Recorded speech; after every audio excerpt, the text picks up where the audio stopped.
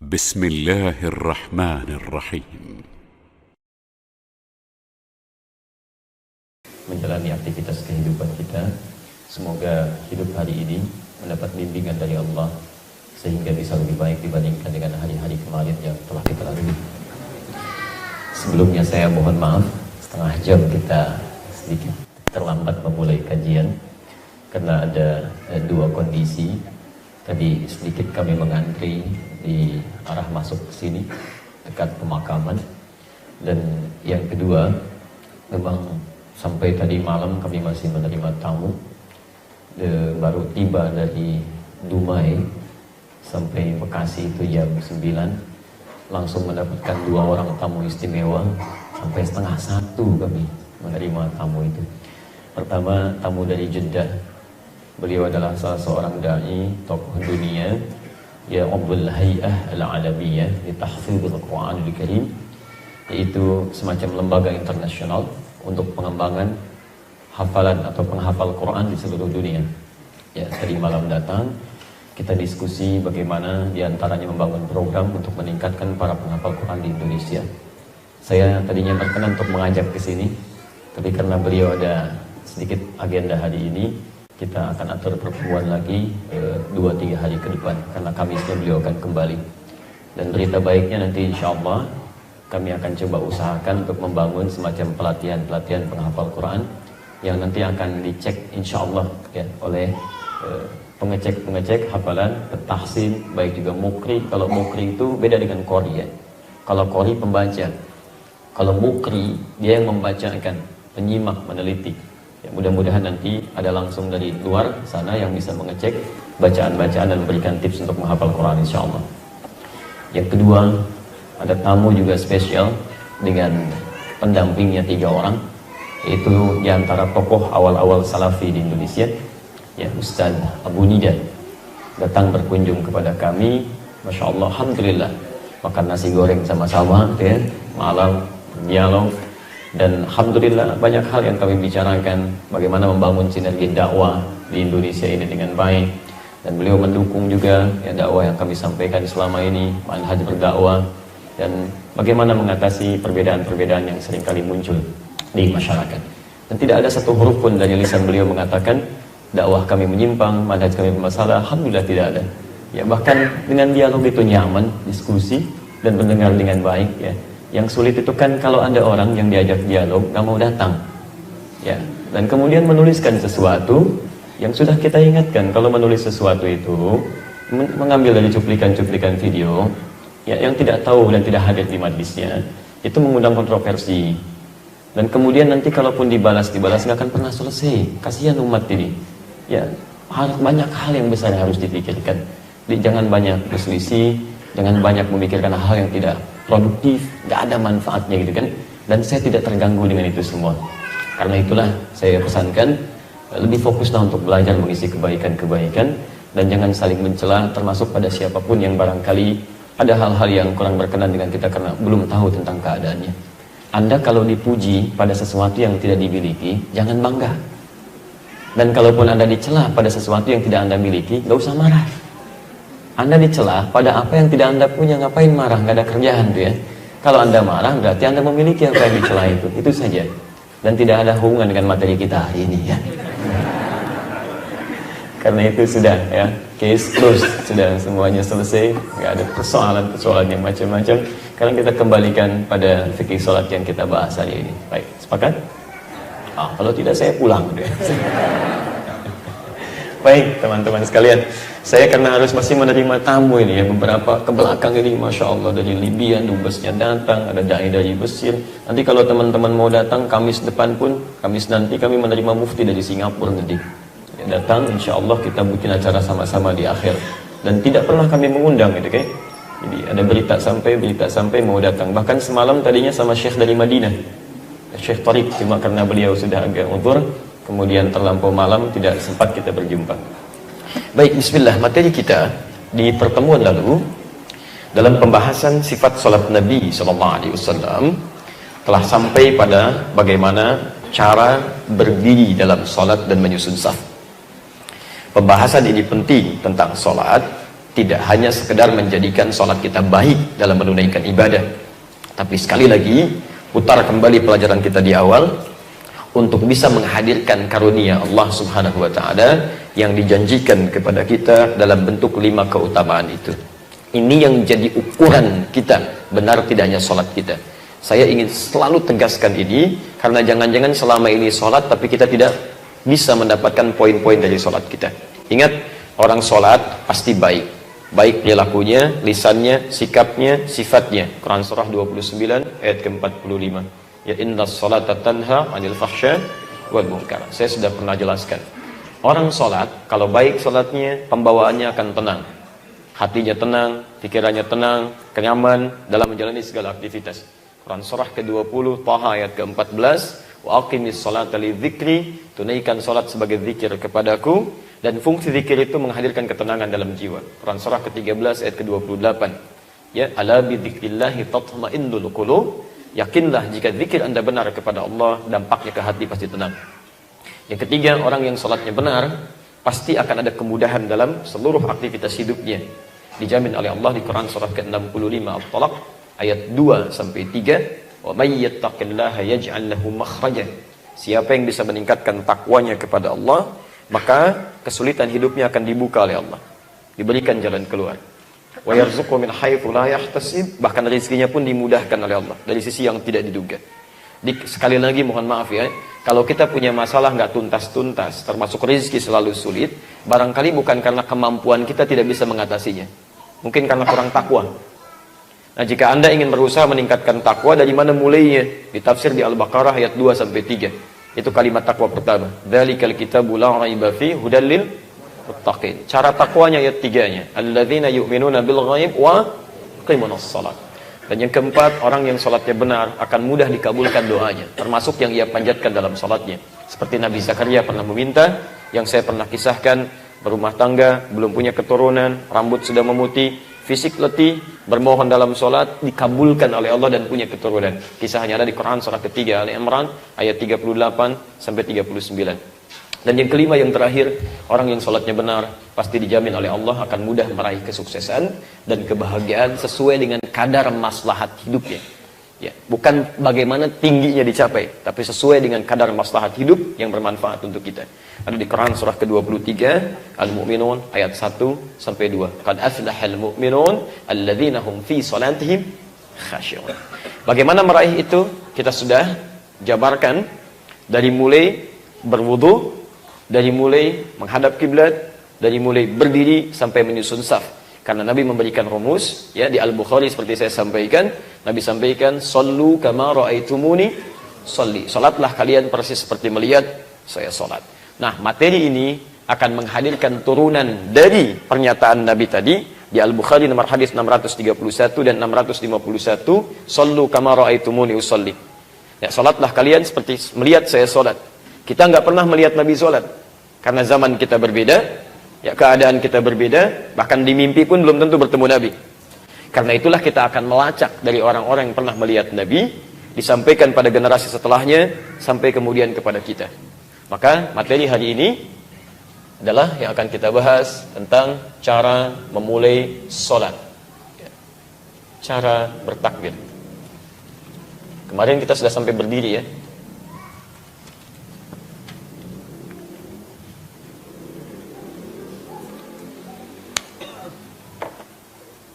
Mohon izin jika ada yang tertinggal dari sebagian teman-teman ada di sini atau pemirsa di rumah, nanti silahkan merujuk pada pertemuan yang lalu, di bulan lalu, supaya tidak terlalu banyak saya mengulang ya. Baik, mohon izin saya turunkan dulu dalilnya ya. Boleh saya turunkan dalilnya? Boleh ya. Sama posisinya disebutkan nggak? Boleh ya. Boleh. Ada hubungan sama orientalis ya. Boleh. Baik. Bismillah. Nah, sudah selesai. Mudah-mudahan nggak ada aja 918, kemudian Daud hadis 857, kemudian Al-Bukhari, nanti saya bacakan ya, saya bacakan langsung saja. Hadis 735 kita bacakan. Kemudian Ibnu Khuzaimah Saya akan lebih fokus ya, karena saya cuma tidur 1 jam ini malam ini. Hadis 459. Ini sudah ketemu An-Nasai. Hadis 1101. Redaksi ini temukan juga di hadis Muslim. Hadis 391. Yang ini disampaikan oleh Abu Amir. Kita tutup dulu di sini. Ya, lalu nanti kita turunkan contoh praktek ya. Nanti mohon izin dengan cepat kalau saya minta bantuan 1 orang ke depan, langsung tidak usah saya tunjuk untuk nanti memberikan gambaran lebih mudah ya. Baik. Bismillahirrahmanirrahim. Kita akan bahas tentang bagaimana cara bertakbir dalam sholat, Bapak dan Ibu sekalian, seperti terlacak dalam riwayat-riwayat yang sampai pada keadaan sholat Rasulullah SAW. Kita mulai pertama di hadis riwayat Abu Daud nomor hadis 618. Saya sering katakan Abu Daud ini bukan nama asli ya. Nama aslinya Sulaiman dari Sijistan, dikenal dengan Sulaiman As-Sijistani. Beliau hafal kurang lebih 500.000 hadis, baik sanad ataupun matannya, sampai dijuluki oleh para ulama saat itu, termasuk setelahnya Ibnu Qayyim Al-Jauziyah rahimahullah, ya, jika ada dulu Nabi Daud bisa melunakkan besi dengan tangannya, maka beliau ini Abu Daud bisa melunakkan hadis dengan lisannya. Jadi setiap ditanya hadis, tahu ini sahih, ini dhaif, ini begini, ini bukan hadis. Maka sejak saat itu disebutlah dengan sebutan Abu Daud. Paham ya? Jadi bukan anaknya namanya Daud, bukan ya. Jadi ini sifat yang berbeda. Baik, di nomor hadis 618. Qala Rasulullah sallallahu alaihi wasallam, saya langsung ke sanad yang terakhir. Rasulullah sallallahu alaihi wasallam pernah bersabda, kalimatnya Miftahus salah, persiapan mula salat itu at-tuhur, dimulai dengan berwudu dulu. Jadi sebelum kita salat, kita mesti berwudu terlebih dahulu. Ya, ini jelas tafsir dari ayat Al-Qur'an surah ke-5 Al-Maidah, ya, ayat yang ke-6, posisi paling kiri sebelah atas. Ya, Allah sampaikan di sini, ya ayyuhalladzina amanu idza qumtum ilas shalah faghsilu wujuhakum wa aydiyakum ilal marafiq wamsahu bi ru'usikum wa arjulakum ilal ka'bayn, dan seterusnya ayat. Kita sudah bahas ini. Ya. Kemudian belum selesai hadisnya, wa tahrimuha at-takbir. Ini kalimat takbir ditemukan di sini. Jadi kalau kita mau sholat, setelah berdiri kita bertakbir, takbirnya disebut dengan takbir apa? Baik, tahu dari mana? Allahu a'lam. Sekali lagi, takbirnya disebut takbir apa?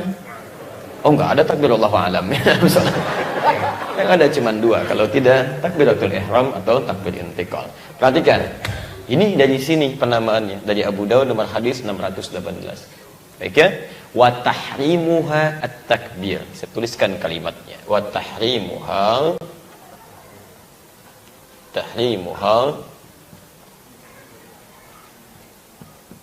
at-takbir.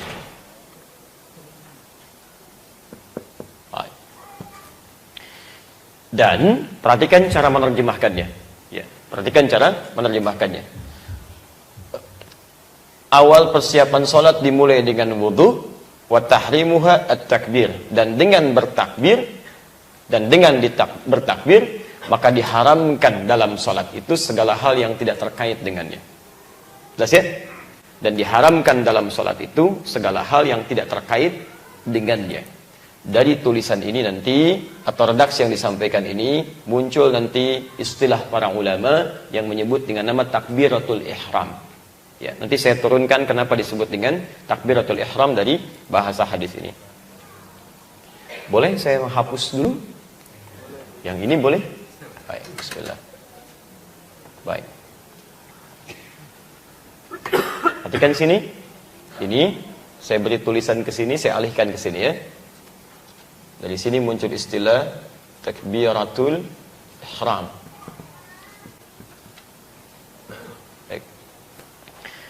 Perhatikan, fokus, pelan-pelan.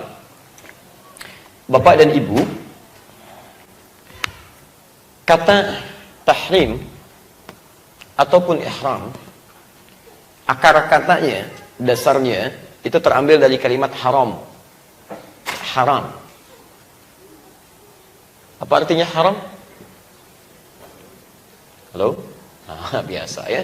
Pertanyaan pertama kencang, kedua agak pelan, ketiga nggak ada yang jawab sama sekali. Baik, haram itu segala yang dilarang, segala yang harus ditinggalkan. Makanya ketika Allah menyebutkan hukum ini haram, hukum ini haram, hukum ini haram, artinya tinggalkan, jangan kerjakan. Kan? Lawannya disebut dengan halal, segala yang dibolehkan. Paham sampai sini? Baik. Jadi akar katanya berasal dari kata haram, segala yang tidak diperkenankan, segala yang tidak dibolehkan, segala yang harus ditinggalkan. Nah, jika Anda ingin menjadikan segala yang ditinggalkan ini, yang harus dijauhi ini, atau yang tidak boleh dilakukan ini, Anda ingin berusaha menanggalkannya, menjauhkan dari Anda. Ya, ada sesuatu melekat, nggak boleh, Anda lepaskan, begini Anda buang kan? Jika Anda tanggalkan, kalau menanggalkan itu ke atas atau ke bawah? Ke bawah. Nah, kalau Anda belajar nanti ilmu bahasa Arab, khususnya di ilmu ma'ani, maka di antara caranya adalah menambahkan akar kata ini dengan satu huruf sisipan di awalnya, yaitu huruf hamzah harakatnya kasrah begini. Ada yang untuk menaikkan harakatnya fathah di antaranya, ada yang untuk menanggalkan harakatnya kasrah. Makanya ketika Anda ingin mengangkat Allah, Anda tidak katakan ikbar, tapi akbar, karena Anda akan angkat ke atas. Paham ya? Ini cuma ada di ilmu ma'ani nanti ya. Jadi kalau tidak belajar ilmu ma'ani, jangan dikomentari dulu ya. Baik. Lihat sini. Harakatnya begini, plus haram. Jika ada kata atau huruf tambahan dimasukkan dalam satu kata dasar, maka nanti huruf pertama di kata dasar ini, di kalimat ini, akan dimatikan. Di kasrah begini. Ya, ini hukumnya sudah umum. Tadinya haram, saya turunkan begini, haramun, haram, kan? Tambah i di sini misalnya kan, gini. Salah satu maknanya, ya, jadi ada banyak makna nanti. Salah satu maknanya ini haram ditambah i, maka ini mati nanti, jadi mati sukun begini. Ya, karena ini ada huruf, tidak boleh ada dua huruf kemudian bersamaan sehingga tidak bisa dibaca dengan baik.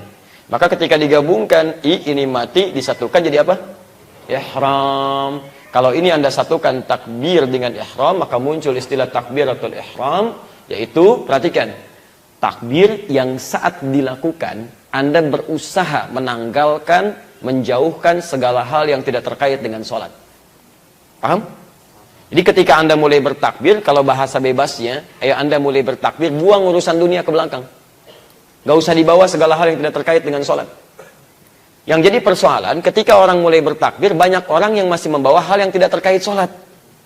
Anda baru rapat, begitu sholat, materi rapat dibawa dalam sholat. Kan? Ibu baru belanja, begitu takbir, belanjaan ada dalam sholat. Kan? Ini yang menjadikan sholat kita tidak khusyuk. Halo? Ya, baik ya.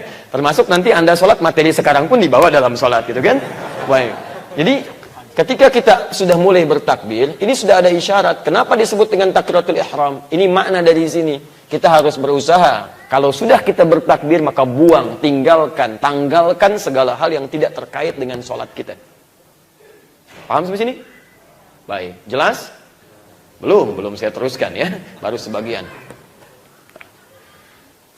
Bismillah. Satu, clear yang ini. Wa tahliluha at-taslim. Baru kemudian dibolehkan kembali Anda beraktivitas, memikirkan segala hal yang tidak terkait dengan sholat ketika selesai Anda salam. Wa tahliluha at-taslim, ya. Ketika Anda ucapkan assalamualaikum, assalamualaikum, maka silahkan Anda selesaikan kembali urusan yang tidak terkait dengan salat. Abu Daud nomor hadis 618. Saya hapus. Nah, sekarang bagaimana cara bertakbirnya? Apakah kemudian saat kita bertakbir hanya sekedar istilah takbirlah dengan ihram, takbiratul ihram. Ketika Anda bertakbir, kemudian tanggalkan segala yang tidak terkait dengan sholat. Kalau berhenti sampai di sini, nggak dipraktekkan bagaimana cara takbirnya, maka tidak akan pernah jelas. Karena itulah kemudian Rasulullah SAW memberikan gambaran, isyarat, gerakan yang mengandung makna ini. Ingat ya, dalam bab mukaddimah pertemuan kita, semua gerakan sholat itu tidak sekedar gerakan-gerakan hampa makna. Ya, tapi ada arti di dalamnya yang dijelaskan oleh Nabi dengan kalimat-kalimat hadis dan penjelasan ta'lim beliau. Tayyib, bagaimana cara kita kemudian melakukan gerakan yang dimaksudkan ini? Maka kita ambil yang pertama hadis riwayat Al-Bukhari dulu, nomor hadis 735.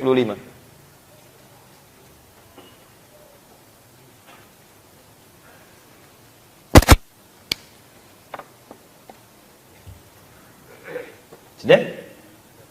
Qala, disebutkan anna Nabiy sallallahu alaihi wasallam, bahwa Nabi sallallahu alaihi wasallam kana yarfa'u yadayhi, adalah dalam setiap salatnya beliau mengangkat kedua tangannya.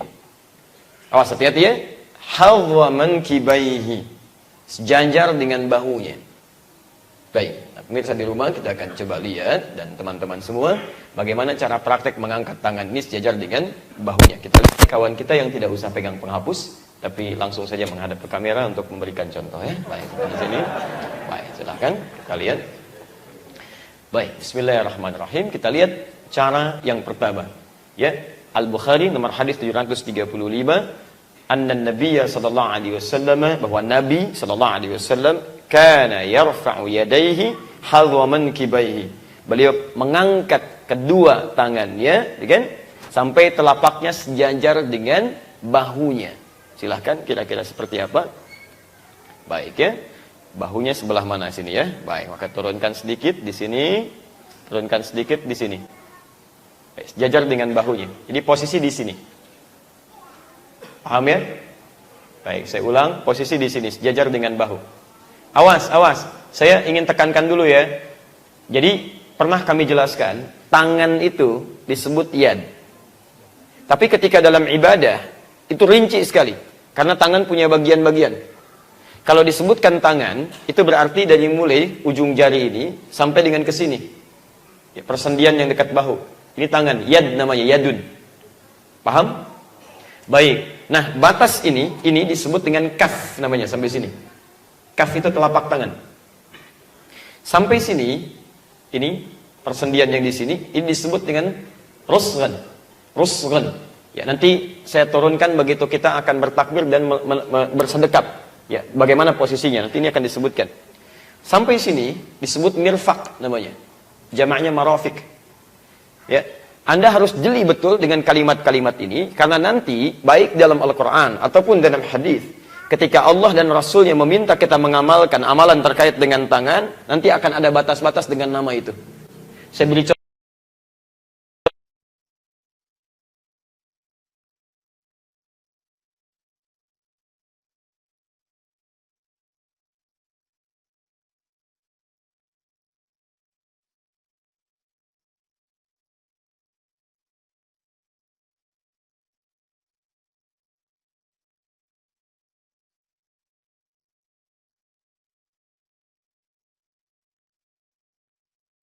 Enggang bagaimana?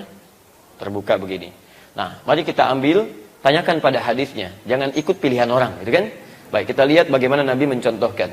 Kita ambil di hadis riwayat Ibnu Khuzaimah nomor hadis 459. Riwayat Abu Amir, dan beliau nanti yang menyampaikan bagaimana cara melakukannya. Disampaikan oleh beliau, Abu Amir adalah Rasulullah SAW, jika beliau mengangkat tangannya, ya, qala hakadha. Beliau mempraktikkan seperti ini. Bagaimana hakadhanya?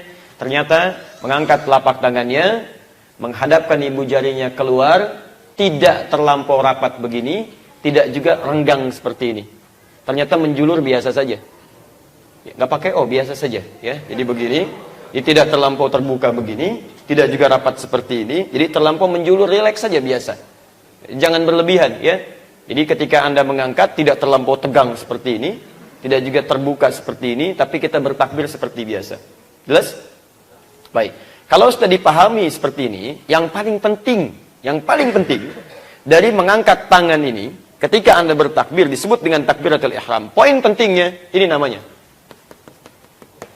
Jadi ketika Anda mengangkat baik sejajar dengan daun telinga ataupun sejajar dengan bahu, poinnya adalah Nih, tanggalkan segala hal yang tidak terkait dengan sholat. Buang urusan dunia ke belakang. Nggak usah dibawa-bawa. Jangan kaitkan dalam sholat. Jelas? Baik, jadi ini beberapa dalil turunan yang terkait dengan kalimat takbiratul ihram. Silakan. Oke? Yang kita turunkan dari dalil-dalil, kemudian kita berikan contoh dalam prakteknya. Jadi, pertama disebut dengan takbiratul ihram, yaitu takbir yang menjadikan kita berusaha untuk menanggalkan, ya, menghilangkan segala hal yang tidak terkait dengan sholat. Baik, pelan-pelan. Angkat, buang urusan dunia ke belakang. Yang jadi masalah, Ustaz, saya sih pengennya dunia dibuang, tapi dunianya selalu ikut. Tak pengen dibuang gitu kan? Bagaimana solusinya? Inilah Masya Allah, saya selalu melihat begini, baik dalam Al-Quran ataupun hadis, tidak pernah menampilkan masalah, kecuali bersanding dengan solusi, Pak. Selalu begitu. Dan solusinya kadang-kadang ringan sekali. Inna ma'al usri yusra. Setiap ada kesulitan, ada kemudahan. Sederhana gitu kan? Masya Allah. Cara mengatasinya, saya berikan gambaran begini. Ya, dalam dunia psikologi, biasanya orang-orang yang sulit mengatasi persoalan dirinya, ya karena ada gambaran dan macam-macam dan seterusnya, biasanya dia akan coba keluarkan itu dengan lisannya. Kamu bisa, orang Jepang yang praktekkan tuh. Padahal kita yang punya teorinya. Begitu sedang ragu, kamu bisa, pasti bisa, pasti bisa. Ditiru oleh orang Korea tuh. Ya. Orang Korea itu dari mulai TK, mau masuk kelas sudah mengatakan harus lebih daripada Jepang, harus hebat dibandingkan Jepang, harus, sehingga mereka percaya diri. Ya. Jepang bikin Honda, mereka bikin Hyundai. Hyundai itu bahasa Korea dari Hyundai, gitu kan? Honda bikin Hyundai, pelesetan dari Honda, gitu kan? Jadi kalau kamu bisa bikin itu, kami bisa bikin ini. Tapi poinnya adalah bagaimana bisa menghadirkan kepercayaan diri semacam itu? Salah satunya adalah dengan cara selalu mengungkapkan apa yang ingin diraih, dicapai, menghilangkan keraguan. Saya pernah mengajar di Geodipa itu, ya geothermal, Dieng dan Patuha, ya untuk drilling, ya di eksplorasi minyak.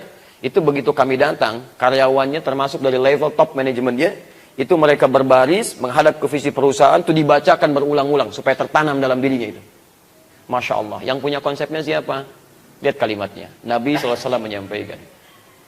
Hadis riwayat Abu Daud, hadis 857.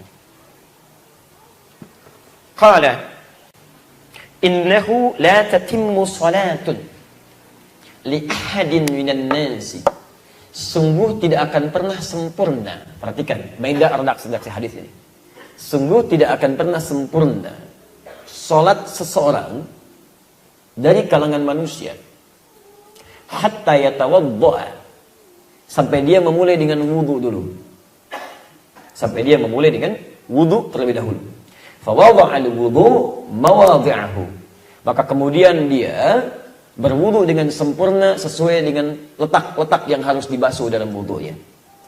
Kemudian dia mulai menunaikan salat, fayaqulu, fayaqulu, maka dia mengatakan Allahu Akbar. Allahu Akbar. Jadi ketika Anda bertakbir mengangkat tangan, bersamaan dengan Anda mengangkat, Anda mengucapkan apa? Allahu Akbar. Ini dalilnya kalimat Allahu Akbar. Ini saya turunkan. Allahu Akbar. Hati-hati ya, ini tidak mudah untuk dipahami ya, karena barangkali tidak banyak buku yang mengajarkan seperti ini. Anda mesti gabungkan dari beberapa referensi ya. Perhatikan Allahu Akbar.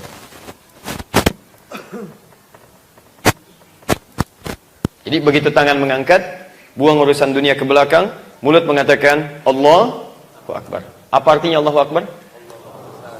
Besar dari apa? Itu segala, besar dari pekerjaan antum, besar dari proyek antum, besar dari kepentingan ibu, besar dari kepentingan belanja ibu, besar dari segala hal yang kita pikirkan. Lihat sini. Dalam bahasa Arab, bila ada sesuatu yang penting, seringkali dipikirkan, ada prioritas, seringkali diprioritaskan, bahkan kadang disanjung-sanjung, ditinggikan. Maka seringkali hal itu akan disebut dengan kabir untuk mengekspresikannya. Misal ada bos di perusahaan, orangnya penting gitu kan, diprioritaskan. Maka orang Arab kan mengatakan mudir kabir.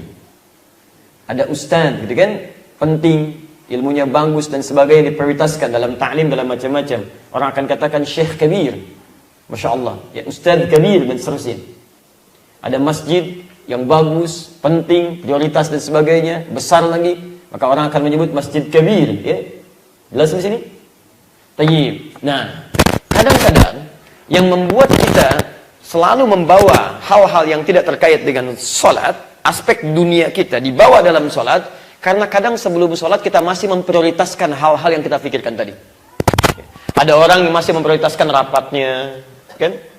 Ada masih harta bendanya, ada masih kegiatannya, Masya Allah. Ada masih pertemuannya, bahkan handphonenya, Masya Allah. Mohon Pak, matikan dulu handphonenya. Gak apa-apa, kan barangkali dia nelpon saat sholat. Barangkali dia nelpon saat sholat, pasti dipikirin juga. Ya, ini poin tuh. Saya pernah dulu waktu tinggal di Mekah, kami pernah tinggal di Mekah itu tahun 2010. Saya tinggal di Mahbas Al-Jin, sekitar 1,5 kilo dari Al-Masjid Al-Haram. Kemudian sering kami ke Al-Haram untuk menunaikan sholat. Sekiranya beberapa waktu kami suka pergi juga ke masjid terdekat, yaitu masjidnya Syekh bin Baz. Dekat sekali dengan kami di situ. Ya, setiap masuk saya lihat, saya doakan beliau gitu kan. Saya lihat karya-karyanya dan sebagainya. Itu satu kali ada imam sebelum sholat, ya, menghadap ke arah makmum, mengatakan kalimat begini, ya, istaqimu, kurang lebih demikian. Kemudian aqfilun naqal, ij'alil ittisal bil khaliq wa la taj'alil ittisal bil makhluq. Masya Allah, khusyuk jemaah gitu kan. Baik, yang orang Indonesia juga dikira bagian dari sabda Nabi gitu kan. Baik, padahal beliau ingin mengatakan begini, tolong rapatkan, luruskan, dan tolong matikan handphone. Jadikan hubungan tersambung dengan Khalik, bukan dengan makhluk.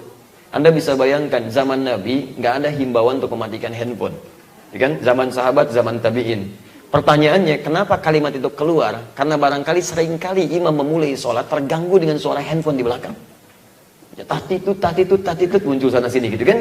Nah, itu yang sering kali juga kadang-kadang bukan hanya Anda yang terganggu, orang lain pun samping Anda mungkin kepikiran juga. Udah membuang dunia, Anda yang bawa dunia kepada dia gitu kan. Nah, ini beberapa hal yang kadang-kadang mesti kita pahami di sini. Ya. Nah, poinnya adalah karena ini dijadikan prioritas dalam kehidupan, maka sering masuk dalam pikiran. Maka untuk menangkal sesuatu yang dipikirkan ini, Anda mesti menghadirkan yang lebih daripada ini. Jelas? Jika Anda ingin menghadirkan yang lebih daripada itu, maka bentuknya mesti superlatif. Superlatif. Ya. Dalam bahasa Arab disebut dengan sighah mubalaghah, tafdhil namanya, tafdhil. Maka rumusnya dari kata kabir ini, kabir, untuk mengangkat sesuatu lebih tinggi dari yang lainnya, berbentuk tafdhil, lebih, ya, sighah mubalaghah, maka Anda tambahkan huruf hamzah, harakatnya fathah di atasnya. A. Tadi kita sepakati, kalau sudah ada huruf ya, di depan, tambahan dari kata asal, maka huruf pertama dari kalimat ininya diapakan? Disukunkan, kan? Masya Allah. Nanti pelan-pelan. Nah, lihat sebentar. Nah, kalau ada kalimat seperti ini, ujungnya i ditambah dengan hamzah seperti ini, a, maka umumnya ya di sini akan dibuang begini. Akan dibuang. Kalau ya sudah tidak ada, maka huruf sebelum ya itu yang tadi harokatnya i akan dinaikkan ke atas jadi a gini. Pokoknya ikuti aja lah, bingung nggak apa-apa ya. Pokoknya ikuti aja dulu ya. Teorinya begini. Baik, teorinya begini. Itu di ilmu sharaf nanti ya, babul illah nanti. Babul illah ada 12 turunan ilmu lagi di ilmu sharaf. Salah satunya begini. Saya kasih rumus cepat. Kalau ada huruf ya, maka sebelumnya, umumnya huruf sebelumnya akan dibaca i panjang. I panjang. Lihat sini. Misal. Ain, lam, ya. Begini. Ain, lam, ya. Baca. Ali, gampang. Ini pasti i ini. Umumnya i. Ali, hamzah, dal, ya. Baca. Adi, Masya Allah. Turunkan lagi. Teruskan ya. Ba, ya, kaf, alif, sin, ya. Baca. Bekasi, gampang ya. Jadi pokoknya kalau ada huruf ya, sebelumnya umumnya akan dibaca i. Pada umumnya, kalau dia tidak ada tasdid ya-nya. Biasanya i harakatnya. Tapi kalau ya-nya kemudian dibuang seperti ini, maka umumnya harakatnya akan kembali normal ke atas jadi a atau u. Paham? Maka ketika saya hapuskan ya-nya di sini, karena hamzah masuk di sini, dibuang ya-nya, harakat kasrah di ba ini naik ke atas jadi a. Kemudian berubahlah kalimatnya dari kabir jadi akbar. Untuk menunjuk pada hal yang lebih penting dibandingkan dengan ini. Ini lebih prioritas, lebih penting, lebih hebat, yang lain tinggalkan. Kalau yang lebih penting muncul, yang lain kan ditinggalkan. Camat, Masya Allah, datang. Masya Allah, Pak Camat, selamat datang. Bupati datang. Maaf Pak Camat, Pak Bupati mau datang. Ya?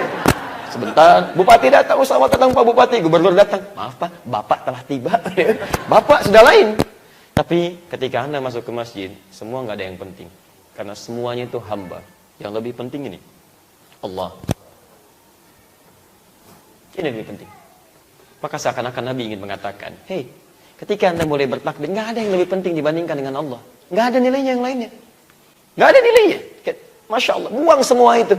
Mudah bagi Allah untuk mendatangkan yang lainnya. Bahkan mudah bagi Allah untuk melakukan sesuatu yang tidak Anda sadari. Nah, bagaimana cara kita menghadirkan kebesaran Allah? Bukan membayangkan Allah, itu nggak boleh ya. Menghadirkan kebesaran Allah sehingga merasa lebih penting dibandingkan dengan yang lainnya. Itu nanti rumusnya ada di Quran surah kedua Al-Baqarah ayat ke-45 sampai 46. Posisi paling kanan di pertengahan.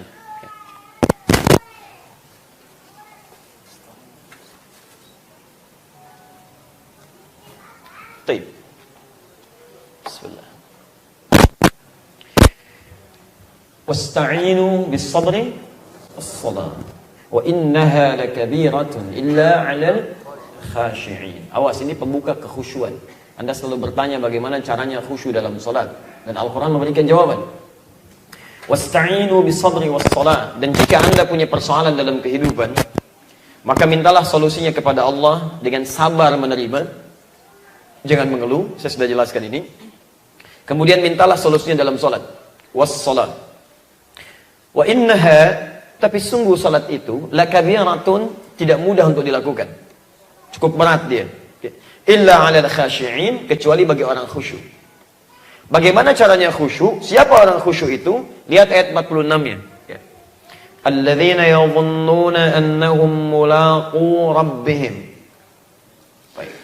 Pertama, orang khusyuk itu yaitu orang yang saat sebelum sholat, bukan saat sedang sholat, saat sebelum sholat, dia sudah menyiapkan diri untuk menghadap kepada Rabbnya. Saya mau tanya pada Anda tadi, ada pejabat penting akan datang menemui Anda. Bagaimana penampilan kita? Rapi, baik, bagus, mandi terlebih dahulu dan sebagainya. Maka bagaimana dengan, Masya Allah, yang menciptakan pejabat itu? Yang memberikan segalanya bagi kita, memaafkan kesalahan kita, mengampuni dosa kita, memberikan semua kebutuhan kita. Maka orang-orang yang khusyuk dalam salat, sadar dia akan menghadap kepada Rabbnya, kepada Allah Subhanahu wa taala, dan itu lebih penting dibandingkan dengan yang lainnya. Jadi kalau Anda menempatkan Allah lebih penting dibanding yang lain, maka perlakuan Anda akan beda. Anda menempatkan manusia, si fulan jabatannya ini, si fulan lebih tinggi lagi. Ketika Anda akan menghadap pada yang lebih tinggi, karena Anda menempatkan beliau lebih penting dibanding yang ini, persiapan Anda akan lain. Nah, ini Allah lebih penting daripada segalanya. Lebih daripada makhluk yang gak ada bandingannya. Laisa kamitslihi syai'. Maka bagaimana Anda memposisikan manusia yang pentingnya tidak sepenting Allah, tapi dalam prakteknya, mohon maaf, persiapan kita jauh memprioritaskan yang tidak penting dibandingkan dengan yang lebih penting. Maka dari itu, orang-orang yang khusyuk salatnya, begitu dia mau salat saja, maka dia akan perbaiki penampilannya. Quran surah 7 ayat 31. Ya bani Adam, Masya Allah, khudhu zinatakum 'inda kulli masjid. Ya bani Adam, bani Adam.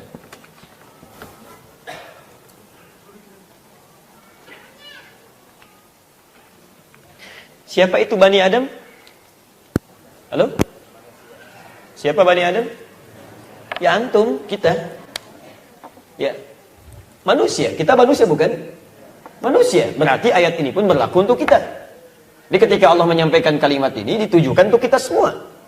Baik, ya Bani Adam, seluruh anak cucu Adam, khudhu zinatakum 'inda kulli masjid. Setiap datang panggilan dari masjid, Masya Allah, ada seruan dari masjid, menunaikan salat, panggilan untuk beraktivitas di masjid dan sebagainya. Khudhu zinatakum, kenakan tampilan terbaikmu. Kenakan tampilan terbaikmu. Ini sudah isyarat dalam Al-Quran. Ya. Saya menerima kedatangan Anda dengan mengenakan pakaian terbaik. Saya senang, nyaman. Demikian pula, Bapak Ibu menerima saya, datang dengan penampilan yang baik. Bapak Ibu juga nyaman kan? Saya datang mau ngajar ke sini pakai kaos, Masya Allah. Celana misalnya, ya tidak selayaknya, peci bengkok begini gitu kan. Bagaimana perasaan antum? Ya antum juga akan serius belajar gitu kan. Nah sekarang antum akan menghadap Rabbul Alamin, pencipta seluruh alam, segalanya, menguasai segala hal. Ya, Anda berharap diperhatikan oleh Allah dengan penampilan yang seperti itu. Bagaimana Allah bisa melihat kita dengan baik? Maksudnya memperhatikan semua gitu ya. Saya harus hati-hati betul itu. Setiap sedikit begini akan dicuplik nanti gitu ya. Baik, jadi saya harus berhati-hati betul menyampaikan kalimat-kalimat ini ya. Bagaimana Anda berharap bisa diperhatikan oleh Allah secara sempurna seluruh kebutuhan Anda, segala permintaan Anda jika Anda tidak serius memenuhi panggilannya? Jelas di sini? Makanya orang-orang yang menjadikan Allah Akbar bukan cuma di lisannya, tapi dia akan buktikan itu lewat persiapannya. Ketika Anda mengatakan Allahu Akbar, apa Anda tidak malu mengatakan Allahu Akbar? Ya Allah, Engkau yang paling hebat, yang paling prioritas, yang paling luar biasa. Masya Allah, mau rapat dengan manusia aja, panggilan manusia, mau pesta, mau undangan macam-macam, pakaiannya bagus luar biasa. Katanya Allah yang paling akbar, begitu dipanggil Allah, pakaian begitu-begitu aja. Ya pakaian kaos bola dipakai dengan kaos sholat, sama aja, nggak ada bedanya gitu kan. Dan antum berharap diampuni dosanya, pengen masuk surga, surganya surga Firdaus, nggak ada hisabnya gitu. Wala quwwata illa billah ya. Jelas ya? Jadi yang pertama itu khudhu zinatakum 'inda kulli masjid. Maka ketika Anda mengatakan kalimat Allahu Akbar, maka Anda punya persiapan sebelumnya. Ini tampilan. Kemudian wudu dengan baik yang tadi saya tuliskan dalilnya. Dan perhatikan ini yang paling indah. Belum selesai ayatnya. Wa annahum ilaihi raji'un. Wa annahum ilaihi raji'un. Kita mesti seringkali menghadirkan kalimat ini. Ya, kadang-kadang kematian itu kata Nabi akan lebih cepat mengingatkan kita untuk berubah lebih baik. Jadi kalau antum masih berpikir untuk urusan dunia yang gak ada bekal akhiratnya, atau masih terpikir berbuat maksiat dan sebagainya, coba pikirkan, mungkin saat bermaksiat itu antum meninggal. Pernah gak antum pikirkan? Ya, saat menikmati tayangan yang dilarang oleh Allah dan Rasulnya, ada gosip antum nikmati misalnya. Mau gak meninggal dalam keadaan mendengar gosip? Salat puluhan tahun, ikut ta'lim, meninggal dalam keadaan mendengar gosip. Dan diumumkan saat di hari kiamat itu. Si fulan meninggal dalam keadaan mendengar gosip. Karena faman ya'mal mithqala dzarratin khairan yarah, faman ya'mal mithqala dzarratin syarran yarah. Selesai. Ya. Pernah enggak terbayang saat mencela itu antum akan diwafatkan? Saat antum melukai antum akan diwafatkan. Saat korupsi Anda akan diwafatkan. Saat berbuat jahat Anda akan diwafatkan. Kalau semua orang sadar demikian, demi Allah kami katakan akan mengurangi niat jahatnya dan mudah untuk melawan godaan setan. Maka dari itulah saat sedang sholat, kenapa Anda mempersiapkan hal yang terbaik? Menjadikan Allah lebih penting dari segalanya, karena perhatikan, wa annahum ilaihi raji'un. Dan mereka menyadari, kenapa harus menjadikan Allah lebih penting? Karena boleh jadi mereka akan diwafatkan dalam keadaan sedang sholat itu. Saya mau tanya pada Anda, yakin gak akan meninggal? Kapan? Mungkin hari ini? Mungkin terjadi. Dan tidak ada yang paling indah saat kita meninggal dunia kecuali saat dipanggil Allah dalam keadaan sholat. Pakai baju paling bagus, berwudu dengan baik, menjadikan Allah paling penting dalam kehidupan kita. Makanya ketika Anda mengangkat tangan, seakan-akan Anda mengatakan kalimat seperti ini, saya tanggalkan semua yang tidak terkait dengan sholat. Ya Masya Allah, karena Allah yang paling penting, ya yang paling prioritas. Atau dengan kalimat yang lain dibalik, hei kamu yang sholatnya masih membawa dunia, bawa rapatnya, bawa asetnya, bawa bisnisnya, bawa macam-macamnya, bawa belanjaannya, mudah bagi saya mewafatkan kamu saat ini. Kamu gak akan dapat dunia dan gak dapat kehusuan dalam sholat. Makanya sudah ketika Anda angkat, tanggalkan semua, buang ke belakang. Ya, jadi ketika Anda menjadikan sholat kita, setiap sholat dilakukan sebagai sholat yang terakhir itu, Masya Allah, akan hadir kenikmatan dalam jiwa kita itu. Boleh jadi ini sholat terakhir saya. Kan kematian begitu, kita nggak bisa pilih kan. Anda bisa duluan, saya belakangan, mungkin. Bisa Bu, bisa juga dibalik, saya belakangan, Ibu duluan, bisa. Gitu kan? Ya atau dibalik lagi, saya duluan setelah antum kan bisa gitu. Ya, jadi semua bisa terjadi ya. Ya begitulah ya. Baik. Jelas ini? Baik ya, jadi saya hapus. Ini saya coba turunkan dalil dulu, kita jelaskan, kita ambil contohnya. Nanti kita ambil contoh sahabat yang sangat luar biasa. Saya ambil dua saja. Satu mertua Nabi, yang kedua menantu. Ya, alhamdulillah. Masya Allah.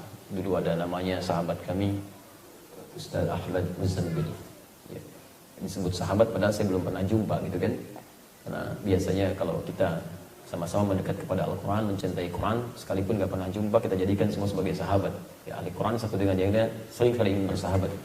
Wan Muzamil tuh Masya Allah, ya, masih muda juga, kemudian orang yang saleh, ahli Quran, pentahsin Al-Quran, termasuk pentahsin termuda di Indonesia. Di kalau antum cari di YouTube pun, ketik Ahmad Muzamil, insya Allah keluar itu. Dan setiap yang bertahsin Quran, itu pahalanya insya Allah ada untuk beliau. Dan mengasuh pesantren Al-Hikmah. Dulu saya tinggal di Lebak Bulus, saya mengasuh Al-Hikmah, beliau mengasuh Al-Hikmah. Al-Hikmah beliau untuk tahsin Al-Quran, Al-Hikmah kami untuk hafalan Al-Quran. Ya, jadi itu cukup menarik itu ya. Orang yang soleh, saking disayangnya oleh Allah, Masya Allah, ya, udah kamulah kembali aja lebih cepat, sesuai dengan ajalnya maksudnya. Ya, itu bahasa kiasan. Ayo kembali, dipanggilnya tuh indah banget. Habis sholat subuh hari Kamis, cuman duduk, gitu kan? Tiba-tiba bersin 2 kali. Ya ayat Tuhan nafsul mutmainnah, haji wa yangna, kan? Irji ila rabbika radiyatan mardiyah. Cuman bersin 2 kali, meninggal. Antum tadi 2 kali bersin belum meninggal juga tuh ya. Berarti antum butuh gambaran itu. Sudah ya. Baik. Jadi itu poinnya, angkat tangan, buang urusan dunia ke belakang, tinggalkan segala yang tidak terkait dengan sholat, agungkan Allah dan rasakan. Boleh jadi itu sholat terakhir kita. Siap insya Allah? Baik ya, ayo masing-masing berusaha, karena kadar usaha itu akan berbeda satu dengan yang lainnya. Bergantung pada kedekatan kita dengan Allah sebelumnya.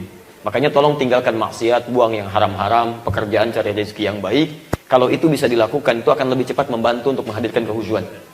Tapi kalau antum ingin menghadirkan, ini sholat terakhir saya, tapi rezekinya masih bercampur dengan yang haram, masih belum jelas, nah itu sulit mendatangkan kehusuan. Baik, teruskan. Sudah dimulai sholatnya? Sudah, kan udah takbir gitu kan? Baik, sudah takbir. Kalau sudah takbir berarti sudah dimulai. Baik, teman-teman sekalian, teruskan. Takbir mengangkat lapak tangannya tadi, ya sejajar dengan bahunya, hadwaman kibaihi, di Al-Bukhari nomor hadis 735, atau sejajar dengan daun telinga di hadis Muslim nomor hadis 391, termasuk di An-Nasai nomor hadis 1101. Baik, kemudian jemari kita di Ibnu Khuzaimah nomor hadis 459, tidak usah terlampau lebar begini, tidak juga terlalu rapat begini, tapi cukup diangkat terulur biasa. Kemudian mengucapkan kalimat Allahu Akbar. Abu Dawud nomor hadis 857. Ketika Anda mengangkat, kesimpulannya ini gambaran bahwa kita bersiap menanggalkan segala hal yang tidak terkait dengan sholat, buang seluruhnya, dijadikan Allah yang lebih penting, dan hadirkan suasana bahwa boleh jadi saat itu kita akan berhadapan dengan sholat terakhir kita insyaAllah. Paham sampai sini? Jelas insyaAllah? Baik, teruskan kalau jelas dan paham. Teruskan. Saya tidak akan pindah sebelum jelas dan paham. Dan tolong jangan tinggalkan masjid ini sebelum Anda memahaminya dengan baik. Ya, kalau belum paham tanyakan. Ya, supaya pulang Anda lebih jelas. Teruskan. Tangan posisi di mana tadi? Masih di atas kan? Sudah turun belum? Belum. Mau dikemanakan ini tangan? Baik ya. Apakah terus di sini, kan? Apakah terus sini, atau kemudian kita akan turunkan? Ya, dikemanakan tangannya? Tahu dari mana? Tidak usah mengarang ya. Mengarang hanya ada dalam pelajaran bahasa Indonesia. Baik ya. Dalil tidak. Baik. Dikemanakan tangannya? Wallahu a'lam. Masya Allah. Alhamdulillah. An-Nasai nomor hadis 886. Saya ambil hadis satu ini dulu yang cukup mewakili. Nanti di sini kita berhenti, kita diskusi dulu ya. Saya senang pelan-pelan supaya mudah untuk dimengerti. Baik, sebelum sampai ke hadis yang ini, Bapak dan Ibu, nanti ada 3 cara dalam kita mengangkat tangan terkait dengan bacaan yang dibacakan. Jadi kan lisan kita mengucapkan Allahu Akbar, tangan kita kan mengangkat. Nah, nanti ada 3 cara yang dilakukan. Pertama, bisa bersamaan antara mengucapkan kalimat Allahu Akbar dengan mengangkat tangan itu. Jadi begitu Anda angkat tangannya, Anda mengucapkan Allahu Akbar. Ya. Anda ucapkan misalnya sambil mengangkat tangan, Allahu Akbar. Paham? Di sambil Anda mengangkat, Anda mengucapkan. Bisa yang kedua, Anda mengangkat dulu, angkat, kemudian Anda simpan misalnya. Jelas? Baru Anda bertakbir, Allahu Akbar. Mengucapkan kalimat Allahu Akbar. Paham? Saya ulang. Pertama bersamaan, Anda angkat, Anda ucapkan, Allahu Akbar. Yang kedua, Anda angkat dulu, kemudian Anda simpan, nanti di mana disimpan, kita teruskan di hadisnya. Lalu Anda baru ucapkan takbir, Allahu Akbar. Jelas? Yang ketiga, Anda ucapkan dulu, baru Anda mengangkat. Dan Anda ucapkan, Allahu Akbar, baru Anda angkat. Paham? Baik. Ini penting nanti untuk diketahui, terlebih ketika Anda jadi imam. Kalau jadi makmum atau sholat sendirian umumnya akan bersamaan. Tapi ketika Anda jadi imam, Anda mesti paham betul karena ini isyarat untuk makmum. Makmum itu akan memulai gerakan dan berpindah gerakan, itu bukan pada gerakan imam yang terlihat, tapi pada suara imam yang terdengar. Hati-hati ya. Di begitu imam ingin memberi isyarat kepada makmum, isyarat makmum memulai sholatnya bukan ketika melihat imam bergerak, tapi ketika mendengar suara imam. Jadi begitu imam mengatakan Allahu Akbar, maka dimulailah kemudian gerakan makmum itu dan bacaannya. Hati-hati. Jadi kalaupun misalnya bapak atau ibu melihat imam saf terdepan misalnya kan, tayyib, imam sudah bergerak begini, tapi belum ada takbir, Anda jangan dulu mulai. Jelas ya? Dengar dulu imam mengucapkan Allahu Akbar, baru kemudian Anda mulai bertakbir. Ya, termasuk nanti perpindahan-perpindahan. Ketika akan bertakbir misalnya untuk ruku, ya, ada sementara imam yang mungkin akan turun dulu untuk ruku, baru mengucapkan kalimat takbir. Allahu Akbar. Nah, sebelum sampai kalimat itu diucapkan, Anda jangan ikutan ruku. Walaupun ada di depan. Ya, awas hati-hati karena sebagian imam kadang-kadang ya dia menduga khawatir karena mungkin fisiknya agak mulai berkurang kekuatannya, kalau diucapkan Allahu Akbar turun belum nyampe, makmum sudah turun duluan. Ya, awas hati-hati, ini hikmah keindahan dalam sholat. Hikmah keindahan. Jadi dengan kalimat suara yang didengar itu, lapisan makmum sampai ke belakang itu bisa kompak melakukan gerakan. Kalau dilakukan dengan isyarat gerakan duluan, misal makmumnya turun, yang depan sudah turun, yang belakang bingung. Bingung gitu. Jadi patokannya bukan imam lagi. Ya, jadi begitu diucapkan Allahu Akbar, baru belakang ikut turun. Makmum turun, imam turun, misal mengucapkan Allahu Akbar, baru makmum ikut turun. Termasuk saat takbir, ketika imam mengucapkan Allahu Akbar, disitulah makmum mulai membuka sholatnya. Paham? Baik, alhamdulillah. Jadi bisa bersamaan, bisa kemudian memulai dengan gerakan dulu kemudian bacaan, bisa bacaan dulu kemudian gerakan. Sesuai dengan kadar kenyamanan masing-masing dan situasinya. Karena tidak setiap orang bisa mengalami hal yang sama. Tayyib, angkat tangannya, turunkan, letakkan di mana? Teruskan, An-Nasa'i nomor hadis 886. Kita berhenti di sini. Fa wada'a yadahu al-yumna 'ala al-yusra atau kaffahu al-yumna 'ala al-yusra. Maka mulailah kemudian letakkan telapak yang kanan di punggung yang kiri. Telapak yang kanan di punggung yang kiri. Baik. Kalau saya mengangkat begini, meletakkan, mic-nya turun. Ke sini mic-nya naik. Tadi sih saat saya mulai, ini ada di sini nih, ada semacam pegangan untuk mic gitu ya. Kalau ada lagi akan lebih bagus. Boleh pinjam Pak? Baik ya. Terima kasih Pak ya. Baik.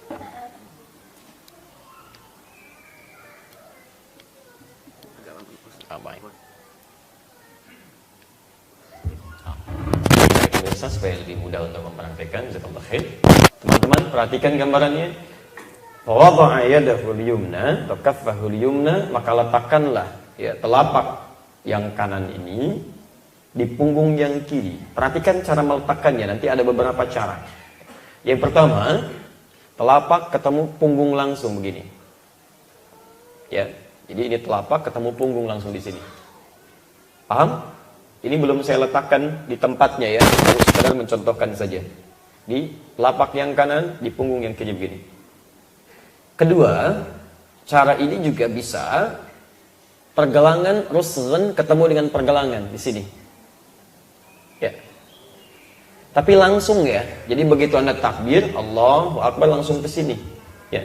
Jadi nggak usah diukur dulu. Allah. Nah, ini Anda tinggal letakkan secara langsung. Paham? Baik. Kemudian boleh lebih sedikit sa'id sampai sini. Tidak sampai siku. Sa'id itu ini ya. Bagian-bagian ini nih, ini sa'id namanya. Tapi tidak sampai siku, jadi sini. Lebih sedikit. Dan Nabi SAW itu melarang kita untuk meletakkan ini seperti bersedekap yang jemari ini sampai di mirfaq. Di siku, jadi begini gitu. Awas hati-hati, ini nggak boleh. Bahkan dikiaskan seperti orang sombong, kata Nabi. Ya. Teman-teman kalau sedang melihat sesuatu, misalnya kan lahan luas, proyek ini, melihatnya kan begini gitu kan. Baik ya, maka yang seperti ini tidak diperkenankan, cukup sampai sini saja. Jelas? Halo, jelas? Baik, telapak yang kanan, punggung yang kiri begini, rusghun di sini, kemudian sa'id agak lebar sedikit, tidak sampai sini. Awas hati-hati, meskipun Anda ke puncak sholat subuh gitu kan, tetap sampai sini batas terakhirnya. Baik. Selanjutnya lihat cara kedua. Ini cuma satu. Coba satu. Yaitu menggenggam telapak yang kiri, digenggam oleh yang kanan begini. Tapi sampai di pergelangan aja genggamnya gini. Tidak sampai sini. Sampai sini. Genggam ini. Ya.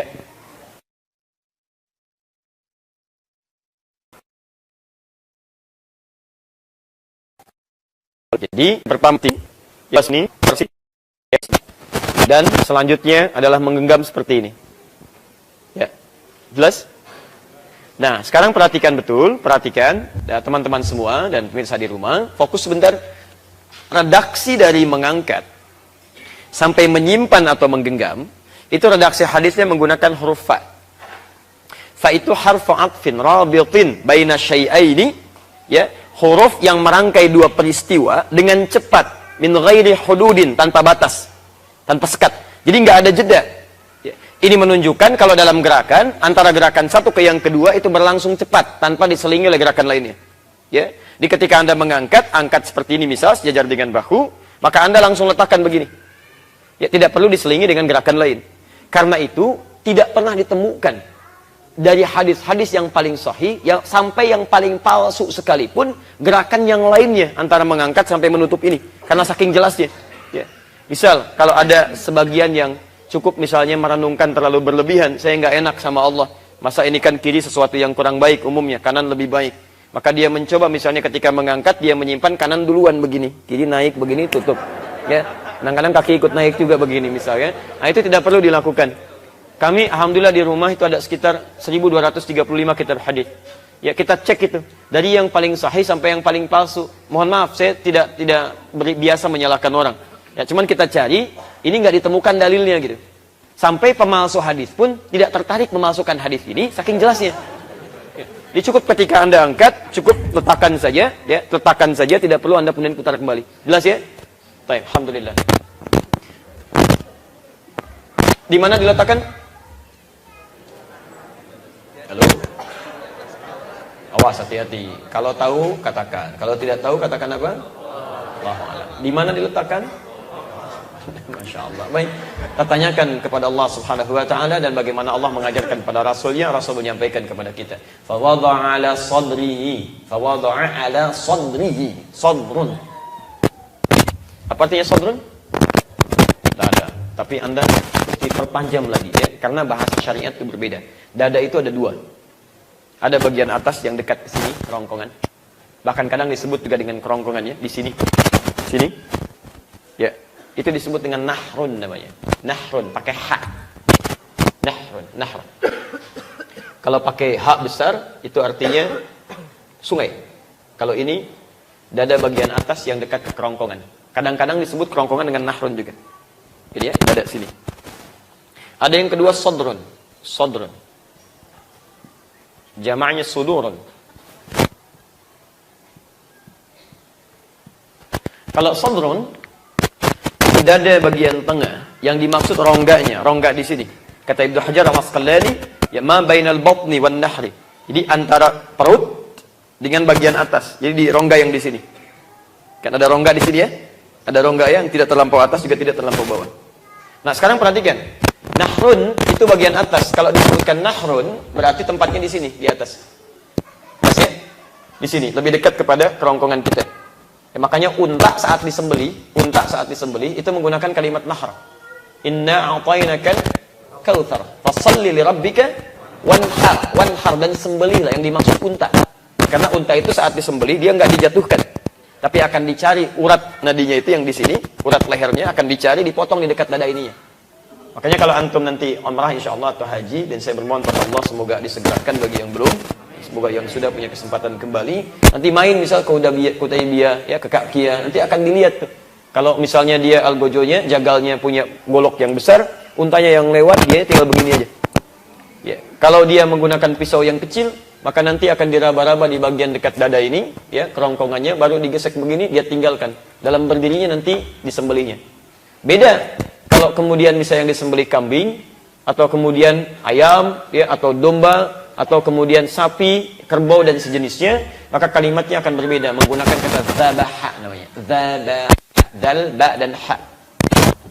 Dal, ba dan ha. Ya, zabaha. Kalau zabaha itu dijatuhkan dulu. Hewannya jatuhkan, baru kemudian disembelih. Tapi kalau menggunakan kalimat ini zabaha, itu artinya cuma sekali sembelihan, cepat. Zabaha. Ya, kata keterangannya sebut zabhah. Kata Nabi, "Idza dzabhtum fa ahsinu dzibhah." Kalau Anda menyembelih, perbaiki sembelihan. Jadi jangan sampai sembelih berkali-kali begini gitu kan. Ya, enggak, baguskan sembelihan sampai sekali begini, kalau bisa terputus itu kan. Ya. Nah ini ya, bukan putus lehernya, putus urat ininya gitu ya. Sekali begini mengalir dengan cepat. Itu zabahah. Tapi kalau Anda misalnya, maaf ya, menemukan yang berkali-kali begini, itu ditasydidkan ba'nya. Zabbaha, yuzabbihu. Zabbaha. Pakai tasydid. Zabbaha berkali-kali. Quran surah ke-2 Al-Baqarah, ayat 49, posisi paling kiri sebelah atas. Perhatikan sini. Antum kenal Fir'aun? Baik ya. Tak kenal maka gak usah sayang sama Fir'aun. Ngapain sayang sama Fir'aun ya? Baik, tak kenal maka ta'aruf ya. Bukan tak kenal maka sekarang ada yang baru, tak kenal maka tak kenal maka tak sayang, tak kenal maka ta'aruf. Kenalan dulu. Ya, Fir'aun itu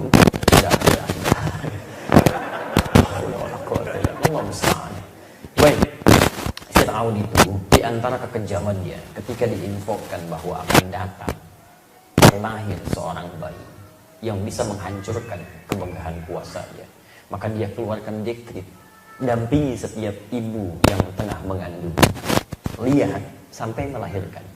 Kalau bayinya perempuan, bebaskan dia. Tapi kalau bayinya laki-laki, eksekusi seketika. Bayi terlahir perempuan, bebas. Tapi kalau lahir laki-laki, seketika dieksekusi di hadapan ibu yang baru melahirkannya.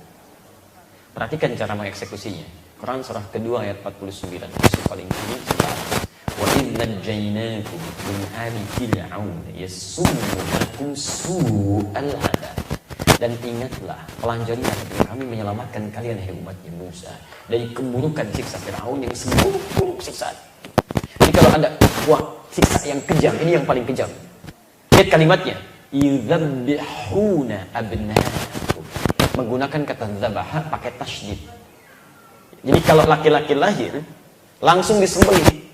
Kalimat menyembelihnya menggunakan kata zabaha pakai tasydid. Jama itu menunjukkan banyak yang disembelih, bukan cuma 1-2. Jadi Fir'aun mengirimkan intelnya tuh, setiap ibu hamil Pak. Ya. Diikuti, dilihat, itu banyak itu. Begitu dilahirkan laki-laki yudzabbihuna. Kenapa menggunakan kata zabaha? Quran menggunakan dengan satu lafaz. Bukan diambil disembelih, ambil jatuhkan ke bawah. Bukan cuma digorok berkali-kali begini di hadapan ibu yang baru melahirkan. Itulah siksa yang paling kejam yang pernah nampak dalam kehidupan. Kalau perempuan, wa yastahyuna nisa'akum, bebas. Ini zabaha. Ya. Jadi penting kita belajar lafaz-lafaz ini supaya saat memahami kita paham, oh iya arahnya ke sini. Mengerti kita. Wajar ditenggelamkan itu di laut itu, diabadikan jasadnya untuk menunjukkan bahwa manusia ini seperti ini nih. Yang buruk jangan dilakukan lagi gitu kan. Nanti ilmu semacam ini ada kitab namanya karangan Ibnu Hilal Al-Askari, Al-Furuq Al-Lughawiyah namanya. Ya, kalau antum ingin dapatkan yang semacam ini namanya Al-Furuq Al-Lughawiyah. Perbedaan antara nahar, sadar, zabaha, ya, nanti ada kitabnya Al-Furuq Al-Lughawiyah. Al-Furuq Al-Lughawiyah. Ya. Karangan Abu Hilal Al-Askari. Kalau ini orang muslim, orang beriman, soleh, hafal Quran, tahu bahasa Arab. Ini bukan orientalis yang ini. Ya. Karena ada karya-karya orientalis betul, dibuat. Mereka buat, mereka bikin, bukan sekedar ingin menampilkan karya, tapi nanti di dalamnya disebutkan racun. Ya. Kemarin ada informasi tentang Wensing. Ya, Wensing yang disebutkan orang Eropa mengarang indeks hadis. Dia orang Belanda sebetulnya. Ya, saya sudah berkenalan dengan kitabnya sejak usia 13-15 tahun. Dan kami menghafalkan kitabnya. Ya, dan dia itu, Wensing ini, itu orang Belanda. Dia membuat indeks hadis namanya Al-Mu'jam Al-Mufahras di Al-Fadul Hadis. Cuman orang ini, dia nggak ngerti bahasa Arab. nggak paham bahasa Arab dengan baik. Makanya dia nanti meminta orang Mesir untuk membantu menerjemahkan karyanya itu. Itu kami temukan saat saya berusia 13 tahun di perpustakaan Pesantren Darul Arqam, ya di Garut, Muhammadiyah Garut. Itu ada 5 jilid itu besar-besar. Warnanya biru dongker. Ya, termasuk saat saya ke Tripoli masih ada juga karyanya. Ya, dengan jilid yang berbeda. Dia warna hijau, ada 7 jilid di lantai yang kedua, posisi paling ujung tuh, di tingkat yang ketiga, rak paling ujung. Nah itu, dia bikin 5 jilid seperti ini besarnya Pak. Bu, ini, sebesar ini. Ya, nah, maka hati-hati, kadang-kadang tulisan-tulisan yang muncul dari orang luar itu, yang memang dikhususkan untuk memberikan racun pada orang-orang Islam. Ini poinnya, bahaya di sini. Ya. Nah teman-teman sekalian, kembalikan, nahar sadr. Dalam sholat, ketika Nabi menyebutkan letakkan telapak tangan Anda di dada, di terjemahan itu dada, kalimat dadanya menggunakan ini, sodrun, bukan nahrun. Jelas ya? Maka dari itu, sebagian para ulama memandang bahwa ketika akan Anda meletakkan telapak tangan itu, sudah ditutup seperti ini, maka sebagian mengatakan akan lebih baik dan lebih kuat jika posisinya diletakkan di dada yang dimaksudkan di rongga ini. Ya, bukan di atas. Sekalipun indahnya yang menafsirkan di sini tidak harus menyalahkan yang di sini. Jelas ya? Baik, jadi kalau tafsiran lebih tepatnya, kalau saya boleh menyampaikan secara pendalaman di sini, itu lebih tepat Anda menyimpan di rongga di sini, bukan di bagian atas. Dan nanti ada kaitannya dengan ayat Al-Quran, ya, tentang asal mula kenapa tangan bersedekap. Jadi begitu Anda bertakbir, Allahu Akbar, langsung diletakkan, simpan di rongga di sini. Paham? Baik, jadi di rongga di sini, bukan yang di bagian atas. Sekalipun kalau ada yang menafsirkan di bagian atas, kami telah memberikan penjelasan, itu pilihannya. Dan tidak harus saling mencela di situ. Jelas ya? Baik, simpan di sini. Nah, sekarang perhatikan, belum selesai. Di sini bagian terakhirnya. Di awal masa sholat, di awal mula sholat, saat diperintahkan kepada Nabi untuk mengerjakan, itu telapak tangan tidak disimpan di sini. Telapak tangan itu irsal. Irsal itu begini. Di begitu takbir, Allahu Akbar begini. Awas hati-hati ya, hati-hati. Dan ini ada hadisnya. Termasuk di hadis Al-Muwatta karya Imam Malik. Ada di awal masa sholat begini. Jadi jangan ditafsirkan setiap yang begini Syiah, belum tentu. Belum tentu, akan ada bedanya. Kalau Syiah itu akan kelihatan begitu dia sujud. Begitu dia sujud akan kelihatan saat bangun. Ada dia kadang tepuk-tepuk sebagian. Begitu selesai salam dia kadang mundur lagi. Dia mengulang sholatnya seperti orang salam tapi mengulang. Ya, dan kadang-kadang dia menyimpan satu batu tertentu yang beda dengan tempat sujud kita yang lainnya. Jadi tidak setiap yang begini jangan pahami sebagai Syiah. Ya, di tempat Imam Malik, termasuk mazhabnya sekarang, di Afrika Utara, dari mulai Anda Libya, Tunisia, Aljazair, Maroko, termasuk nyebrang sedikit lewat Mediterania, ada Italia, Prancis, Spanyol. Kalau teman-teman berada di sekitaran itu, Anda akan lebih banyak menemukan orang sholat seperti ini takbirnya. Jelas ya? Dan jangan diajak ngobrol, itu sedang sholat. Di masjid, gitu kan? Anda lihat begini, dia sedang sholat. Ya. Saya pernah menimpa pada diri saya pribadi karena saya tidak tahu kan, dia masuk jarang berjumpa di masjid, belum tiba waktu sholat. Belum tiba saya masuk ke situ, adzan sebentar lagi berlangsung, dia berdiri begini gitu kan, samping. Berdirinya tuh nggak seperti menghadap kiblat dengan wajah mau sholat. Ya, dia seperti ini, santai, saya datang. Kaifa halak? Ya, kaifa halak? Winak? Kamu kemana aja? Apa kabar? Tiba-tiba Allahu Akbar. Jadi ada kondisi-kondisi yang kita mesti paham ya. Nah, jadi teman-teman sekalian, tadinya begini, kapan kemudian terjadi seperti ini? Ini yang mau saya terangkan. Quran surah 11 ayat 114. Quran surah 11 Hud ayat 114. Di mushaf standar posisi paling kiri sebelah atas. Qimis salata tarafayn nahar wa zulatan minal lail. Innal hasanati yudhhibun. Ada ayat ini? Saya mau kisahkan begini. Satu kali ada seorang sahabat melakukan kesalahan. Lalu datanglah kepada Rasulullah SAW meminta untuk dihukum dengan kesalahan itu. Perhatikan, Masya Allah, sahabat-sahabat itu ya, kesalahan kecil kadang-kadang yang biasa ingin cepat disegerakan di dunia, hukumannya dibandingkan diungkap di akhirat nanti. Lebih dahsyat ya, lebih dahsyat. Jadi kalau kita pernah merasa salah, jangan tunda untuk beristighfar. Wasari'u, Quran surah 3 ayat 133, posisi paling kanan sebelah atas. Wasari'u ila maghfirah, bergegas untuk istighfar, jangan ditunda. Jadi kalau kesalahan Anda dilakukan di siang hari, jangan direncanakan bertobat saat tahajud, karena saat maghrib itu belum tentu hidup. Segerakan gitu kan. Nah, ini beliau minta dihukum kepada Nabi, ya Rasulullah akim liya haddan, ya Rasulullah tolong hukum saya. Nah, itu mendekat kepada waktu sholat. Kemudian apa yang terjadi? Apa yang terjadi? Maka karena tiba waktu sholat, kemudian ditunaikan sholat, belum direspon oleh Nabi. Saat sholat itulah kemudian turun ayat ini. Qimis salata tarafayn nahar wa zulatan minal lail innal hasanati yudhibnas sayyiat.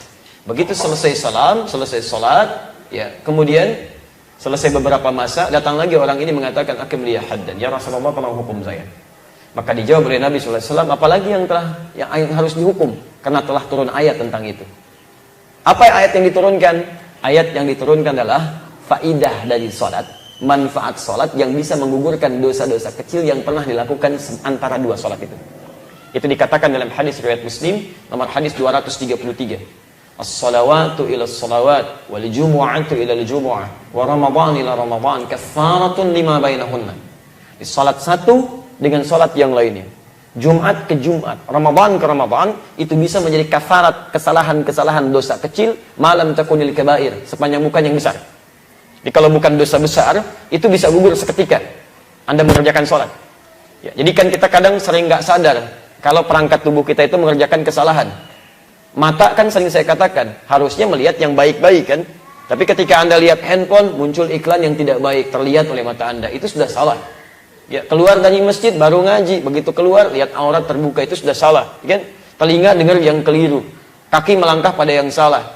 Ya, keluar dari masjid, kaki yang mana? Kiri. Kadang-kadang antum lupa, keluar kanan kan. Dan setannya lebih jenius, diajak ngobrol sama temen. Apa kabar? Baik. Kok kemana aja kemarin kesini, keluar kanan gitu kan. Kadang-kadang nggak sadar gitu. Coba cek. Kalau masuk masjid apa?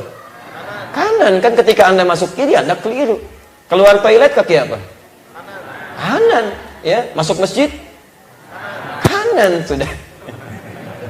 Kadang-kadang begitu, langkah keliru, tangan keliru, macam-macam. Nah, yang seperti itu ketika Anda sholat gugur seketika itu. Karena dalam sholat Anda mengucapkan kalimat-kalimat istighfar.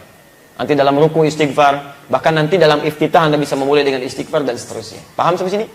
Baik, teman-teman sekalian, ketika turun ayat ini, innal hasanati yudhibnas sayyiat. Sungguh kebaikan-kebaikan yang dilakukan dalam sholat itu bisa menggugurkan dosa-dosa kecil yang pernah dilakukan.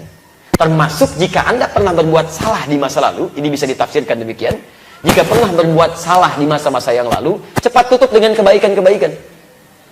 Ya, karena perbuatan baik yang Anda kerjakan, Anda tobat misalnya kan, Anda tutup itu, kemudian Anda kerjakan kebaikan, itu bisa melupakan, menghilangkan keburukan yang pernah dikerjakan di masa lalu.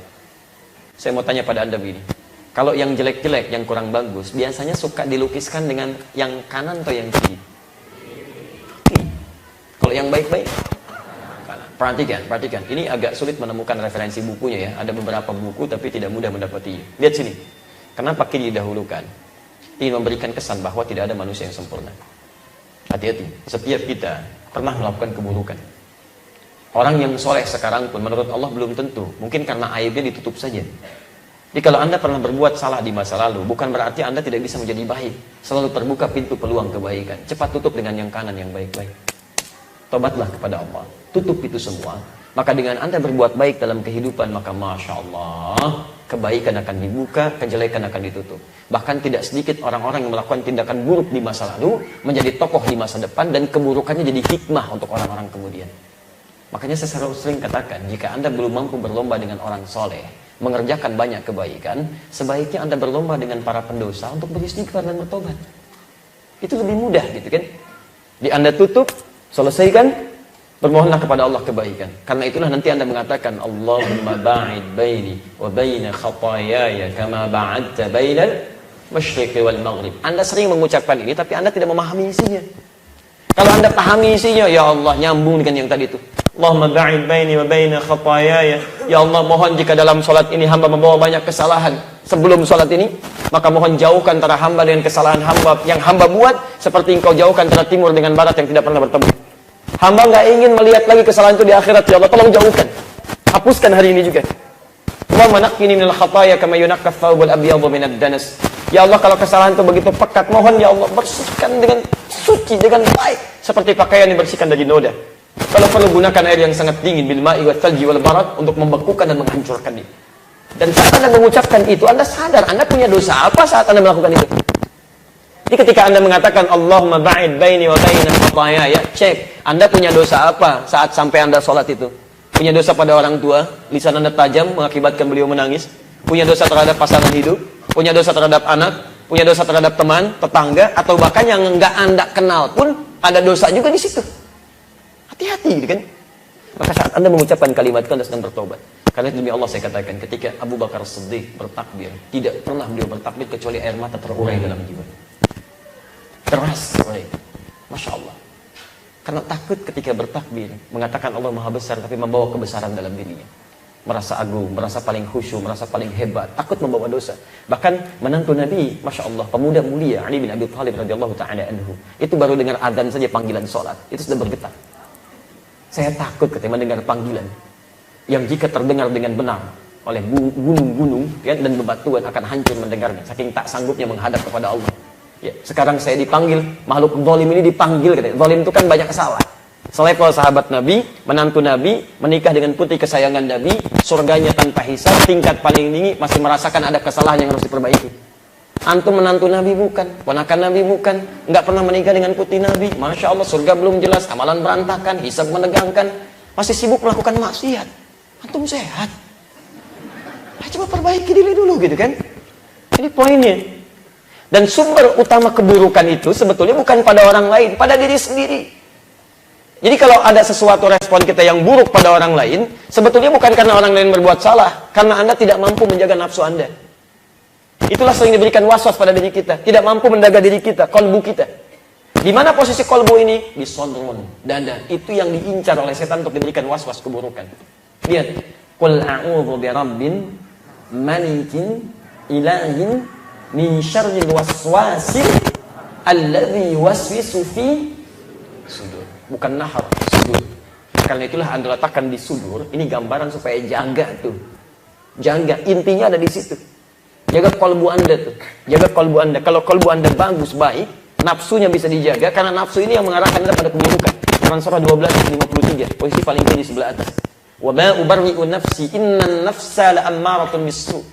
Saya nggak bisa menganggap diri saya suci karena ada nafsu, dan kecenderungan nafsu itu mengarahkan pada yang buruk. Makanya Anda jaga jangan sampai muncul respon dari nafsu. Anda duduk begini, ada orang lewat, nggak nyapa Anda marah. Sebetulnya marahnya Anda itu bukan karena dia nggak nyapa, karena Anda tidak bisa menjaga amarah Anda. Itu aja.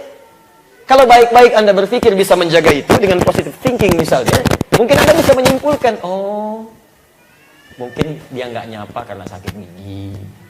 Atau buru-buru, atau sebenarnya sederhana, nggak nyapa, Anda yang sapa. Beres, dia lewat nggak nyapa, Anda sapa, selesai. Assalamualaikum Pak Haji. Assalamualaikum, apa kabar? Baik. Kok buru-buru amat? Si Amat aja nggak buru-buru. Misal gitu kan? Itu si Amat, saya ada kepentingan. Selesai masalah. Dituntas gitu kan? Jelas. Kenapa saya bersemangat begini? Nah, jadi teman-teman sekalian, itulah diantaranya meletakkan tangan, di mana posisinya, apa yang harus dilakukan, dan sampai selama ini ada sholat, di mana keadaan kita dengan mengamalkan itu semua. Jangan-jangan kita nggak paham dengan apa yang kita lakukan. Baik. Nah, sampai sini dulu materi kita, pembahasan hari ini. Kita baru sampai meletakkan tangan di dada atau di sodron dengan segala maknanya. Baik, sudah selesai sholatnya? Baru dimulai, baik ya. Baik, setelah itu kita melakukan apa? Halo? Setelah itu apa yang kita lakukan? Kita akan berjumpa di pertemuan berikutnya untuk menjelaskan itu semua insya Allah.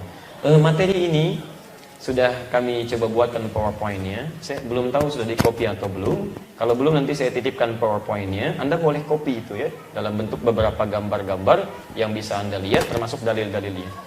Beberapa materi yang butuh rincian nanti kami tuliskan, insya Allah kita coba bisa bahas dalam kebaikan ya, dengan izin Allah Subhanahu wa ta'ala. Saya coba lihat dulu beberapa pertanyaan, kalau ada yang mau ditanyakan, kita barangkali bisa berhenti 10-15 menit ke depannya. Kita sampai jam berapa? Silakan ya. Saya 10:04 pulang, antum silakan kalau mau sampai jam 12. Bismillah. Assalamualaikum warahmatullahi wabarakatuh. Semoga Ustaz Adi Hidayat sehat selalu dan semoga Ustaz selalu tawadhu. Mohon doakan saya. Dan tolong ingatkan ya, antum meminta saya untuk tawadhu, maka antum pun punya tugas untuk mengingatkan saya. Jadi kalau terlihat pada saya sesuatu yang salah, cepat diingatkan. Ya, tolong diingatkan jika antum memang benar benar sayang. Jadi kalau yang salah saya, ingatkan saya, jangan orang lain, karena saya yang dihisab dengan kesalahan saya. Jelas ya? Baik. Ustaz, bagaimana hukumnya berwudu di dalam kamar mandi yang ada toiletnya, tergabung untuk wudu dan toilet? Apa bisa mengucap bismillah sebelum berwudu dan sholawat ketika membasuh lengan karena ingin menjalankan sunnah dan seterusnya? Baik, jika memang keadaannya cuma itu, tidak ada yang lain, maka tidak ada masalah. Silahkan, nggak ada masalah.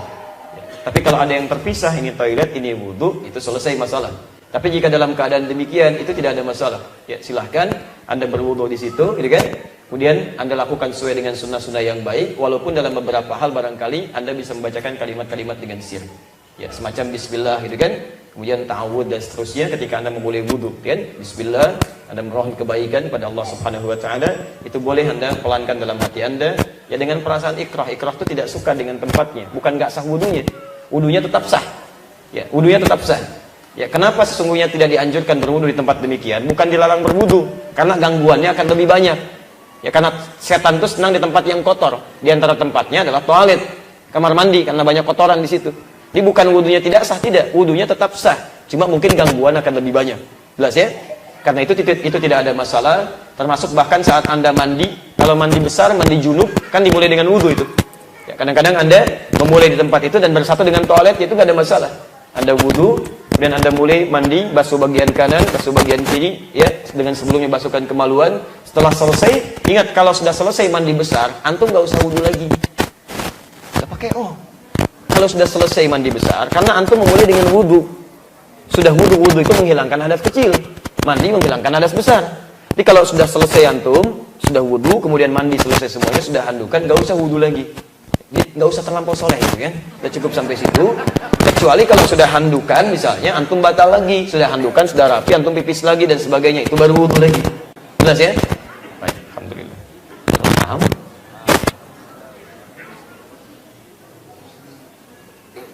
Baik, afwan Ustaz, bagaimana cara bergabung dalam sholat ketika kita dalam kondisi masbuk? Bukan kita, antum.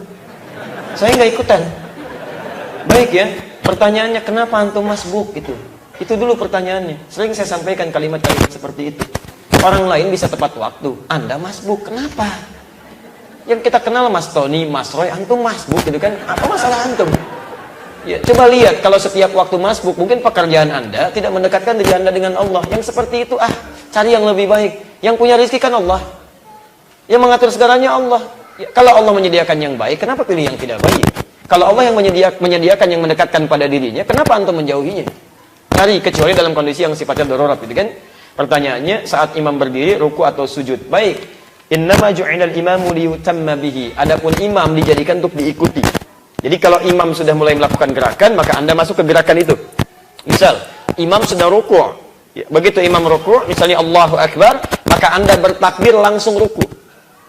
Ya, dan tidak perlu membaca Al-Fatihah lagi.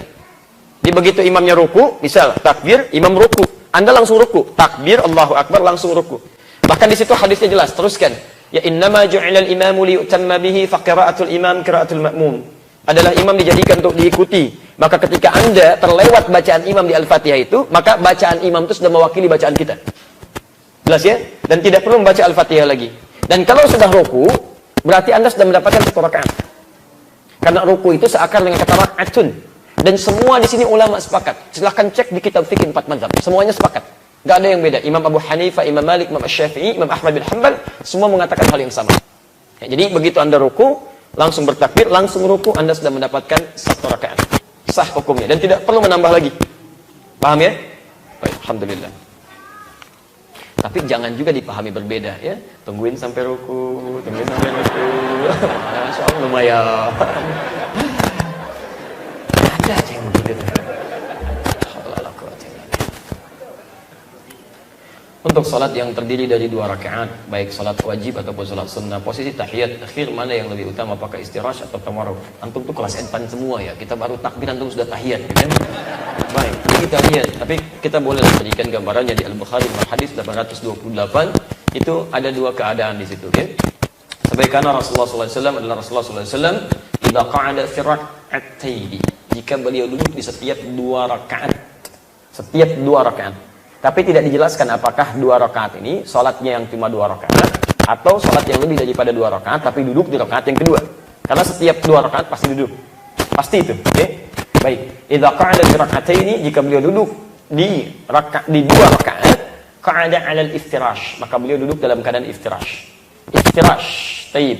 Bagaimana duduk iftirash itu nanti kita praktekkan ketika sampai pada materinya, tapi gambaran umumnya asna rijlahul yusra, beliau melipat kaki yang kirinya, wa qa'ada 'alaiha, diduduki kaki kirinya.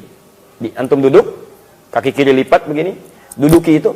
Wa nasabal yumna, sedangkan yang kanannya tetap dilipat tegak begini. Ya, seperti tahiyat pertama lah ya.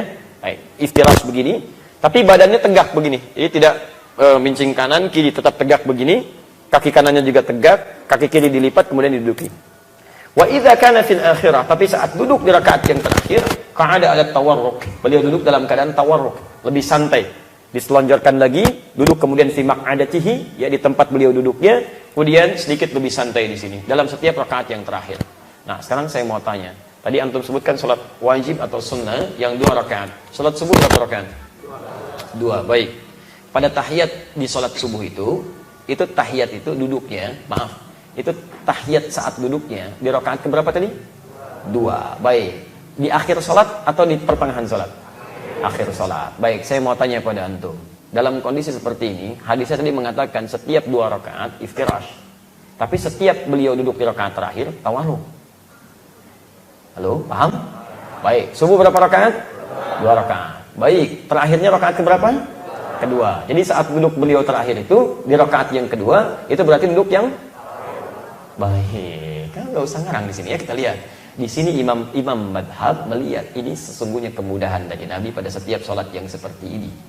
Ternyata Imam Ahmad mengatakan misalnya duduk karena itu duduknya 2 rakaat dan hadisnya menyebutkan setiap 2 rakaat maka dianjurkan duduknya iftirash. Jelas? Imam Asy-Syafi'i melihat bukan karena 2 rakaatnya, kan subuh rakaat terakhir yang kedua. Karena itu adalah salat yang terakhir, maka dianjurkan tawarruk. Kedua-duanya benar. Karena menunjuk pada hadis yang sama dengan penafsiran yang berbeda dan pernah dipraktekkan keduanya oleh Nabi SAW. Baik tawarruk ataupun iftirash. Jadi kedua-duanya benar, baik tawarruk ataupun iftirash. Yang salah tetap yang tidak salat.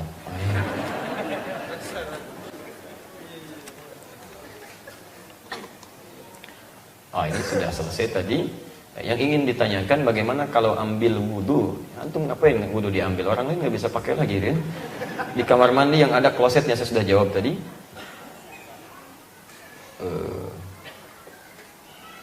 Baik, mengenai air seni, maaf mungkin air kencing gitu kan? Kena sarung atau celana, apakah wudhunya batal atau sholatnya?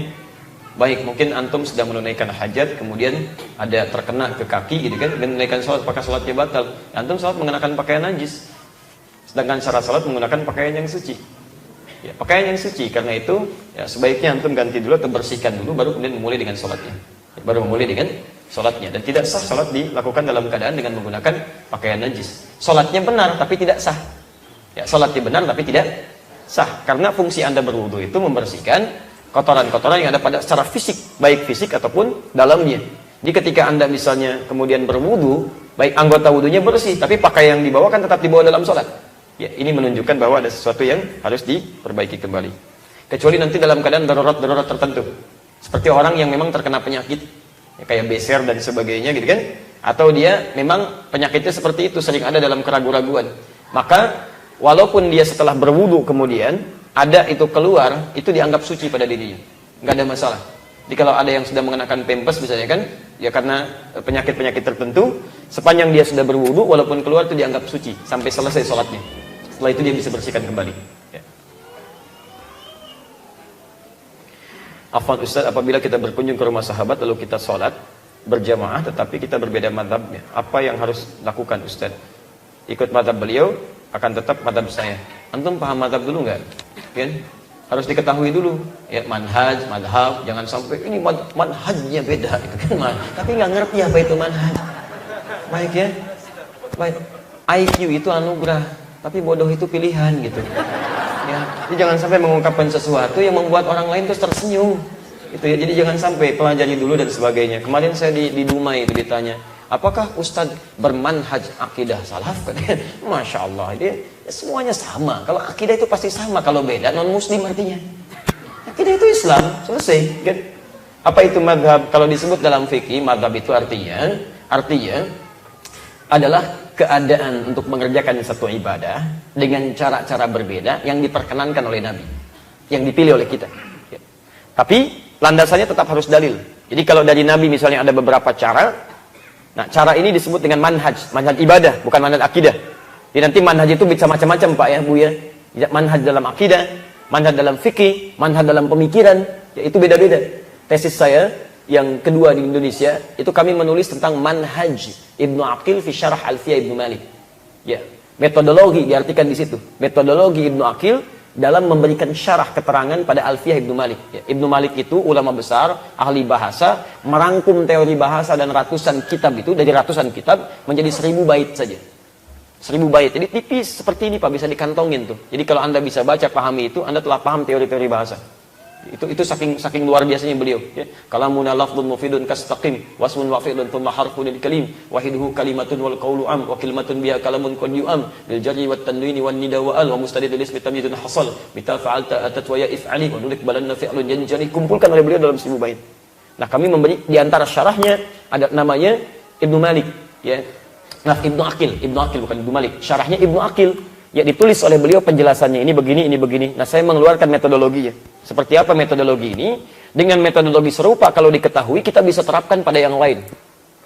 Bagaimana ini diterapkan? Oh, paham manhajnya, tahu metodologinya. Maka ambil metodologi ini, terapkan di konsep yang lainnya, maka bisa dipahami seperti memahami teori ini. Kemudahan memahami bahasa Arab seperti ini bisa diterapkan untuk memudahkan memahami disiplin ilmu yang lainnya. Nah, itu manhaj namanya. Nah, kalau dalam fikih, semua yang berasal dari Nabi, sepanjang ada dalilnya, ketentuannya, itu manhajnya. Itu jalan terang menuju itu. Misal, saya tadi contohkan, ya duduk kan, di 2 rakaat itu, bisa tawaruk, bisa iftirash. Keduanya ada dari Nabi, sebagai kemudahan, karena tidak setiap orang bisa mengerjakan yang sama. Okay? Nah, jadi ada yang tawaruk, ada yang iftirash. Ketika Anda memilih salah satu, karena nggak mungkin Anda mengerjakan kedua-duanya. Saya ingin menggabungkan sunnah Nabi supaya lebih maksimal. Masya Allah, saya mau gabungkan antara duduk iftirash dengan tawaruk. Bagaimana cara duduknya? Mustahil gitu kan? Makanya Anda harus pilih salah satu. Ketika Anda memilih salah satu, maka pilihan Anda diungkapkan dengan kalimat ma dhahaba ilaihi. Ma dhahaba ilaihi. Ma dhahaba ilaihi. Bismillah. Ma dhahaba ilaihi. Ya. Pilihan yang cenderung untuk diambil, yang condong untuk dipilih. Mana yang paling nyaman untuk Anda gunakan? Kalau Anda ambil tawaruk. Anda ambil iftirash, Anda iftirash. Nah, dalam bahasa seperti ini, orang-orang Arab itu terasa panjang gitu. Kemudian mereka singkat, ikhtisar. Ditaksir oleh mereka, dipendekkan, ya. Maka disingkat jadi madhab namanya. Madhab. Ya. Pilihan Imam Asy-Syafi'i, madhab Syafi'i. Pilihan Imam Ahmad bin Hanbal, madhab Hambali. Pilihan Imam Malik, madhab Maliki. Jadi madhab itu bukan kelompok. Madhab itu asalnya pilihan untuk mengamalkan sesuatu yang paling mudah dilakukan.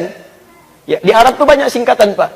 Ya, bahkan dalam bahasa-bahasa syariat misalnya, bahkan ayat-ayat Al-Quran ketika kita bacakan, itu istilah-istilah untuk bacaannya bisa Anda ungkapkan dengan bahasa singkat. Alhamdulillahirrabbilalamin bisa diungkapkan sebagai isyarat hamdalah. Bismillahirrahmanirrahim, bismillah. Tapi kalau Anda diminta dengan isyarat ini, yang diminta ungkapan lengkapnya. Taklim kita sudah berlangsung cukup lama, hampir 2 jam. Bapak Ibu sekalian mudah-mudahan mendapatkan rahmat dari Allah. Mari kita akhiri dengan sama-sama mengucapkan hamdalah. Hamdalah. Bukan. Alhamdulillahirrabbilalamin. Ketika disebutkan madhab, yang dimaksud madhaba ilaihi. Nah, kalau imamnya, misal, dalam konteks madhab ini, kalau kedua-duanya diperkenankan sebagai kemudahan, maka tidak harus sama dengan imamnya. Boleh. Imam misalnya duduk dengan tawarruk, Anda iftirash, gak ada masalah di sini. Yang tidak boleh itu adalah menyalahi rukun dari sholatnya. Imamnya sudah tawarruk, Anda masih sujud. Imam sudah salam, Anda sujud, ya gitu kan? Anda gak bangun-bangun, rupanya Anda tidur di situ, gitu kan? Nah, jadi dalam beberapa hal ketika menyalahi rukun itu yang keliru. Tapi kalau dalam masa yang sama gak ada masalah di sini. Gak ada masalah. Ya. Banyak nanti kalau kita sudah masuk pada prakteknya akan banyak. Bismillah nanti ada 70 hadis. 70 hadis. Cara membacakannya ada 4 dari 70 ini. Bisa dijaharkan. Bismillahirrahmanirrahim. Bismillahirrahmanirrahim. Sir. Ada nggak dibaca sama sekali? Ada yang keempat dibaca rakaat pertama, selanjutnya tidak. Ada ya, Syekh Sudais pernah menjadi imam di Masjid Istiqlal dalam Jumat. Beliau pernah menggabungkan pada yang keempat ini. Di rakaat pertama beliau bacakan bismillah, selanjutnya tidak dibaca sama sekali. Nah ini manhaj, boleh, hadisnya lengkap, sahih. Tapi kalau Anda dalam sholat, Anda kan nggak bisa gabungkan keempat-empatnya. Anda mesti pilih salah satu. Enggak Ustaz, saya itu dulunya jauh dari sunnah Ustaz. Sekarang saya ingin mendekat kepada sunnah. Saya ingin komplitkan pahalanya. Mulai hari ini saya akan gabungkan keempat-empat. Masya Allah. Bismillahirrahmanirrahim. Bismillahirrahmanirrahim. Enggak dibaca sama sekali. Anda pasti pilih salah satu gitu kan. Pasti pilih, pilihan itu disebut kan. Maka sudah ya, cukup dulu ya. Yang belum dijawab nanti kita teruskan ya dalam pertemuan yang lain. Karena kami ini sebetulnya adalah multaqo ahli Quran ini. Ini indah sekali multaqo ini, jarang-jarang. Itu multaqo anak-anak kecil Pak. Di para penghafal Quran, kecil-kecil mau di wisuda. Wisudanya itu bukan disuruh maju ke panggung. Wisudanya disimpan di depan, ditanya oleh audiens. Ini ayat apa, ini surat apa, posisinya di mana, ini begini, itu indah anak-anak kecil tuh. Masya Allah. 4 tahun, 5 tahun, 6 tahun, 7 tahun ya. Kami diundang ke sana beserta keluarga. Cuma qadarullah 2 anak kami sakit, jadi saya harus lihat kondisi. Kalau saya bisa saya mampir, kalau tidak saya mohon izin untuk kembali dulu. Saya telah berikan hak antum untuk belajar, mohon berikan hak saya untuk merawat keluarga. Ya. Di teman-teman sekalian, untuk hari ini kami cukupkan dulu untuk materi kita.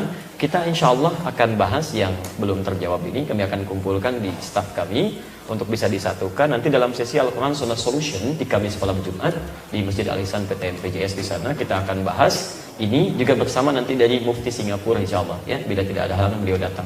Jadi pertanyaan yang masuk di Al-Quran Sunnah Solution itu bukan rekayasa, bukan kami yang tulis kami yang jawab, bukan ya.